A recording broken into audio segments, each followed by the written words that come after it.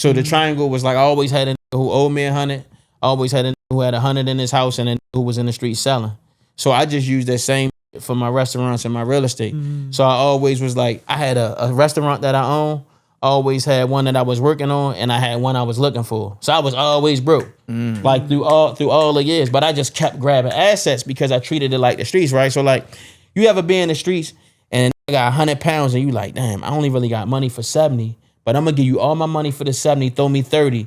And then looking at you like this, I just went, you got 100 pounds, but you flat ass broke. Yeah. That's how I was when I opened up the Soho shop. And you kind of fantasize. Like, sometimes we think I'm bigger than it is. You know what I'm saying? So you go into a space where you thinking like, I'm the man, they can't fuck with me. These things worked for me all these times, they gonna work again.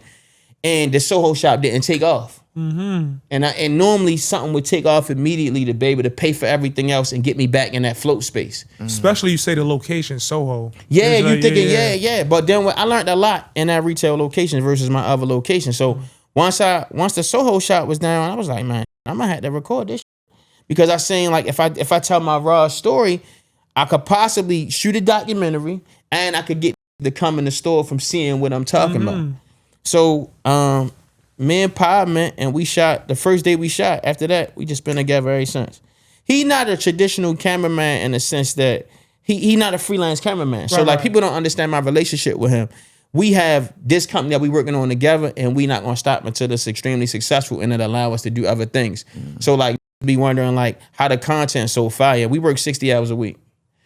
We shoot all day at times, we edit all day, and we just don't stop. Because we know like with the 7 streams, it's like, yo, once we get the subs coming in, once we're able to pour back into our community, he don't have to go nowhere else and get like a camera job or try to shoot a movie. My whole, when I time with is like to create an ecosystem where they don't never gotta worry about nothing else for the rest of their life. That's tough. Pouring into your man. Yeah. Community, your homies. You keep mentioning the restaurant and the donuts, man. Can I have one? Yeah, definitely. I definitely want to taste one of those now. Speaking on the donuts, there's what?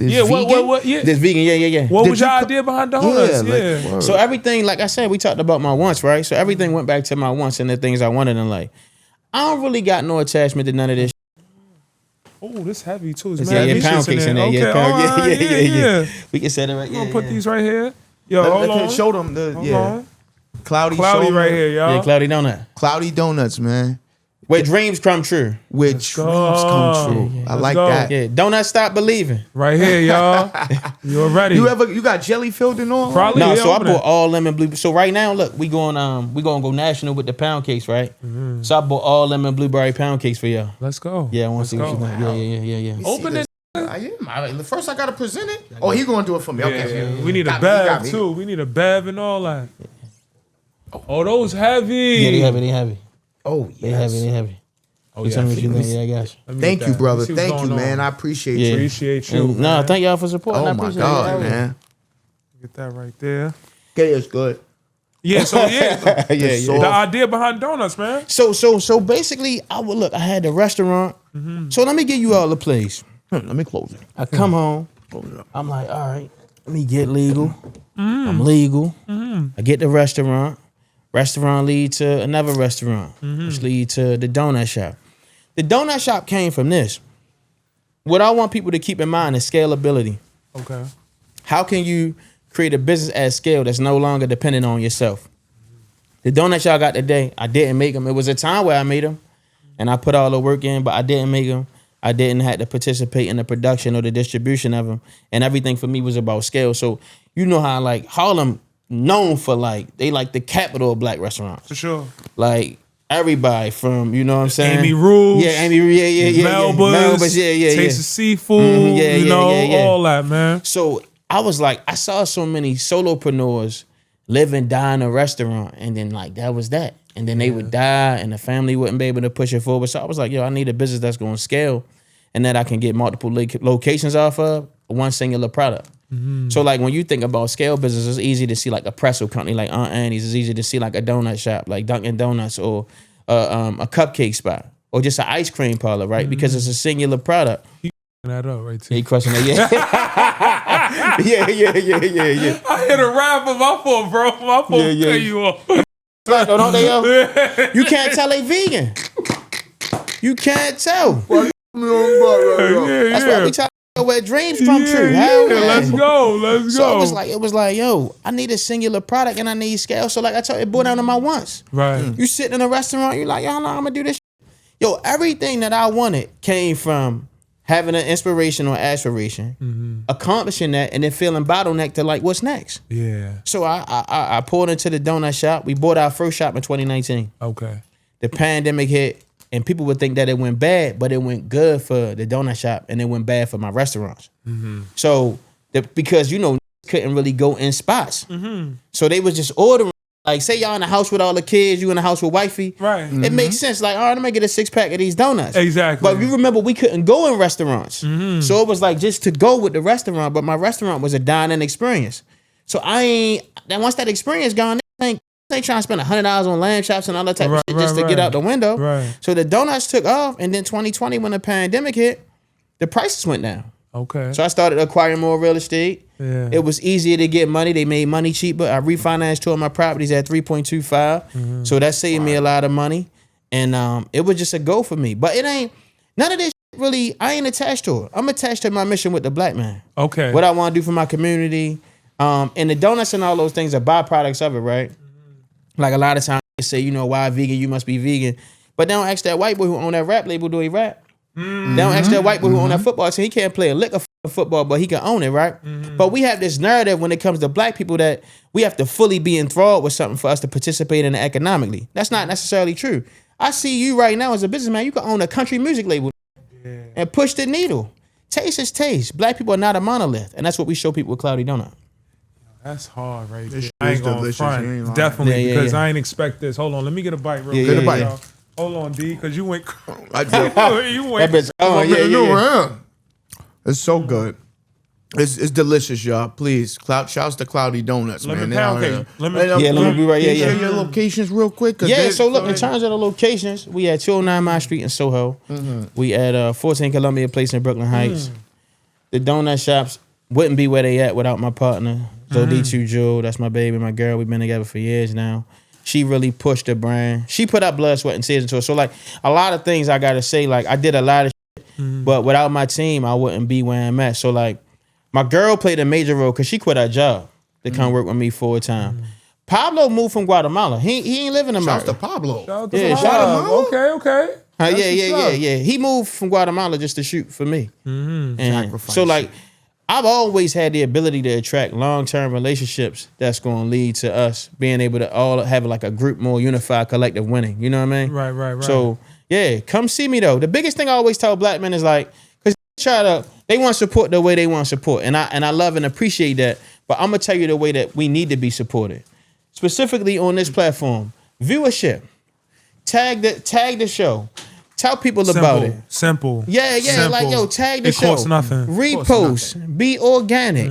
Come to my shop and buy a product.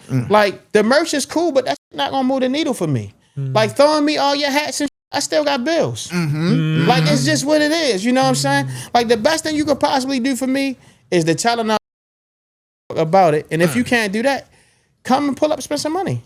You don't care about being liked. No, because I already know I'm loved. Facts. Okay. Why would I care about being Shit, I liked? love I got a bunch of solid men who love me. I always know whatever room that I walk into, they not gonna like me. They gonna respect me, and then a few gonna love me. Yeah. That's the most important thing.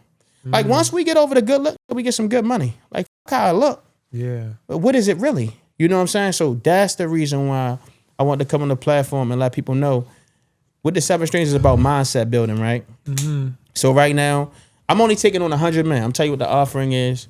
With 7 Streams, we got daily motivational content like y'all see online. But then even beyond that, I got what's called the 4 pillars of change. Okay. Right? So the 4 pillars of change is mental reprogramming.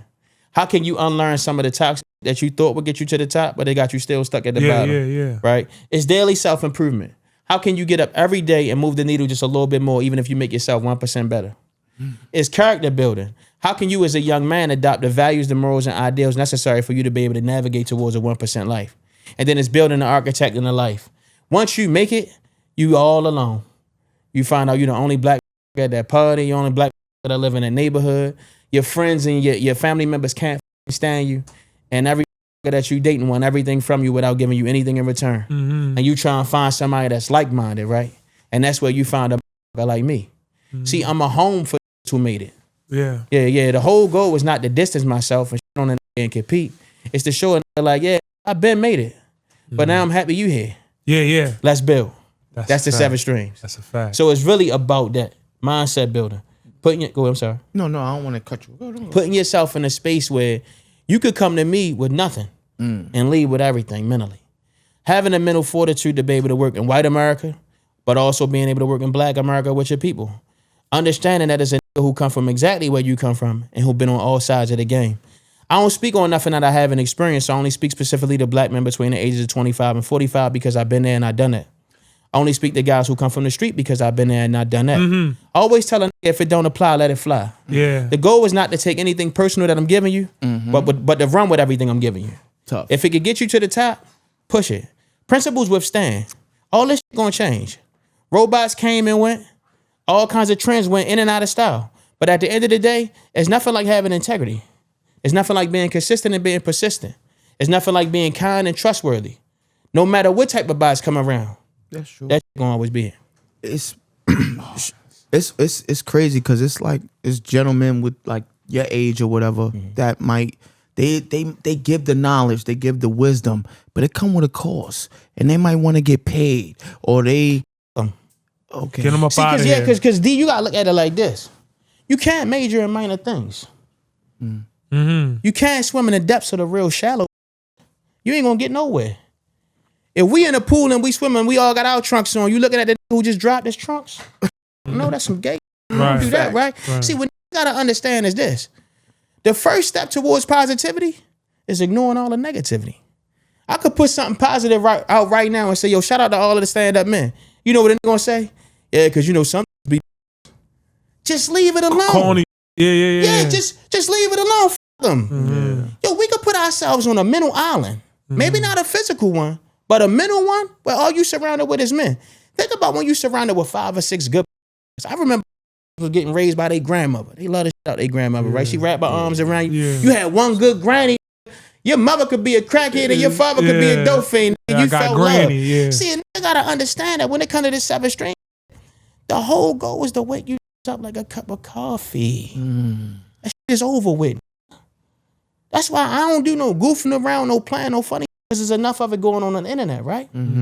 But now we here and we gonna show up. It's another side to this funny.